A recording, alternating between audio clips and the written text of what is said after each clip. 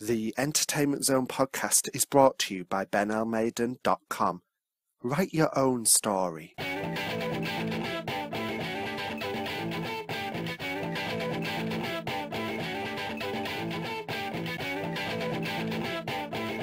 Hello everyone and welcome to the latest edition of the Entertainment Zone podcast. I'm your host, Ben Elmaden. Firstly, apologies for there being no podcast last month. This was due to unforeseen circumstances, but the show is back now and we've got some cool things to discuss on this edition. There's been a lot of big entertainment news coming in recently and I'm excited to share the news and my thoughts on it with you all today. So sit back, relax and enjoy the show. So let's start off with some damn fine Twin Peaks news. I'm thrilled to say that David Lynch has now confirmed that after 5 weeks of negotiations with Showtime, he has agreed to return as director of Twin Peaks Season 3. What's even more exciting though is that the Showtime network have said that the season will be even longer than the originally planned 9 hours. Sherilyn Fenn and Cheryl Lee, who played Audrey Horne and Laura Palmer respectively, appeared at the Crypticon convention recently, where they expanded on this news. Speaking at a Q&A session, they confirmed that they would now be filming 18 episodes, though it is unclear if this means there will be 18 episodes in Season 3, or if there's going to be an additional season of 9 episodes, so like Season 3's 9 episodes, Season 4's 9 episodes. Now, other exciting news they shared was that Angelo Badalamenti would return to score the show and that Tweed Diner in North Bend would be redesigned to recreate the look of the original R&R diner from the show. Now, I'm absolutely thrilled that Lynch is back on board as director. You know, the show really is the baby of him and Mark Frost, and I'm excited to see what magic they're creating for Season 3. And having 18 episodes instead of 9 is also great for any Twin Peaks fan. The only thing that intrigues me about this is whether or not the original 9 episodes are going to be rewritten into 18, or if 9 episodes will be following on from those original 9 episodes. Either way, though, I do trust Lynch and Frost to deliver, as I'm sure neither of them would commit to the project if it meant adding in, trivial filler. And having Badalamenti back as the composer is another no-brainer, and I can't wait to hear what will no doubt be an extremely moving score. And it's great to know that the show will be filming on location in North Bend and Snoqualmie again, too. Now, the X-Files star David Duchovny has also suggested that he may be returning to Twin Peaks for a guest appearance as the much-loved transgendered FBI agent Denise Bryson. So, fingers crossed this does indeed happen. For those of you in the UK, Sherilyn Fenn will be attending London Film and Comic Con in July, whilst Cheryl Lee, Al Strobin, Mädchen Amick, Dana Ashbrook and Kimmy Robertson will all be at the Twin Peaks UK Festival in October. Twin Peaks returns next year on Showtime. Now for some news that personally I found quite heartbreaking. Disney has announced they are pulling the plug on Tron 3. This comes as a bit of a surprise though, as Garrett Hedlund and Olivia Wilde had been confirmed to be returning as Sam Flynn and Cora, whilst Tron Legacy director Joseph Kosinski was said to be on board to helm the film. Tron/Alan Bradley himself, Bruce Boxleitner, has even been very vocal about the movie on Twitter. So, to fans of the cult sci-fi favourite, this news has come as quite a bit of a blow. Now, I've always loved Tron, and I was highly impressed by its sequel, Tron Legacy. However, the latter film had a bit of a mixed reaction from the general audience, and it didn't do too badly at the box office.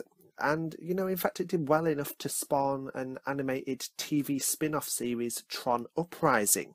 Disney currently seem to be focusing on bringing their animated classics back to the big screen in live-action adaptations.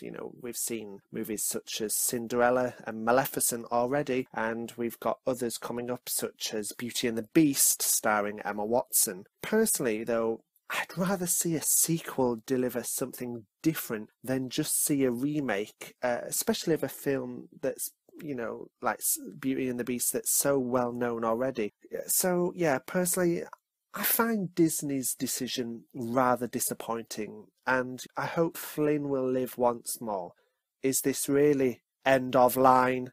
for Tron 3? Only time will tell. Next up is some exciting Star Wars The Force Awakens news. It has been revealed that Andy Serkis will be portraying a character called Supreme Leader Snoke. An on-set photo of Serkis taken by Annie Leibovitz for Vanity Fair also reveals, perhaps unsurprisingly, that Supreme Leader Snoke will be a motion-captured character. Little else is known about Supreme Leader Snoke at this point, but with a name like that, I wouldn't be surprised if he's a villain and, he's in cahoots with Adam Driver's Kylo Ren or Gwendolyn Christie's Captain Phasma. J.J. Abrams previously revealed that it is Serkis delivering the voiceover in the first teaser trailer, and considering the lines he delivers, could Supreme Leader Snoke be a Force user himself? So many questions remain, and all will be revealed when Star Wars Episode 7, The Force Awakens, hits cinemas on December 18th. Now here on the Easy Podcast, I try and keep you all up to date on all things new in the Marvel Cinematic Universe, and once again, I have some interesting news to share. First up is some truly surprising Doctor Strange news. The Good Doctor's male Tibetan mentor of all things mystical is rumoured to be portrayed by Tilda Swinton. Now, it might seem like an odd choice, but apparently Marvel are highly interested in the Academy Award-winning actress taking on the role of the Ancient One. At first, I was really taken back by this, but the more I think about it, the more the idea is winning me round. Swinton was incredible as the White Witch in the Narnia movies, and I could totally buy her as the Ancient One. There's something about it that just could work. Nothing's been confirmed at this point though, but it's definitely a story to keep your eyes on. Doctor Strange stars Benedict Cumberbatch and is directed by Sinister's Scott Derrickson. It's due for release next year on October 28th in the UK and November 4th in the USA. Elsewhere in the MCU, it is being reported that the frontrunners for the role of the MCU's take of Spider-Man / Peter Parker have been doing screen tests in Atlanta this past weekend. The following young actors believed to have been there trying for the role are Ender's Game star Asa Butterfield, The Impossible star Tom Holland, Demolition star Judah Lewis, Pixels star Matthew Lintz, Granite Flats star Charlie Plummer, and Red Band Society star Charlie Rowe. Now, what surprises me is just how young Marvel are actually going casting Peter Parker. There's also no doubt there's a lot of talent amongst those names. Personally, from those names, I'd choose either Charlie Rowe or Tom Holland, but who knows what's going to happen. Whoever Marvel selects, they have huge boots to fill in the wake of Tobey Maguire and Andrew Garfield. The new Spider-Man will first appear in Captain America Civil War next year, before going on to star in his own solo outing in 2017.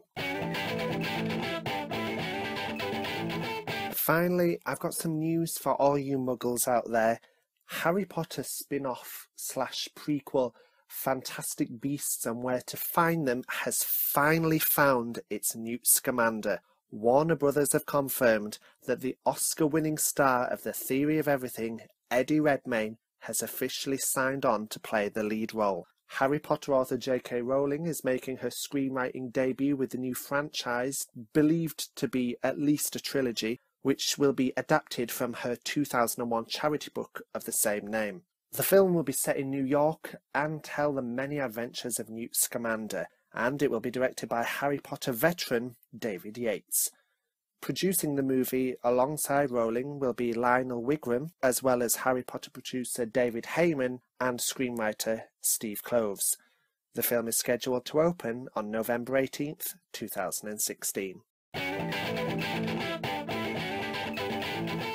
Well, guys, that's it for this edition of the Entertainment Zone podcast. If you like what you're hearing so far, then be sure to subscribe. And don't forget, you can also subscribe to our YouTube channel at www.youtube.com/Ben L Maiden. That's Ben L Maden. And you can also find us on Tumblr at entertainmentzone.tumblr.com. This podcast was brought to you by benlmaiden.com. All right, take care, guys, and thanks for listening.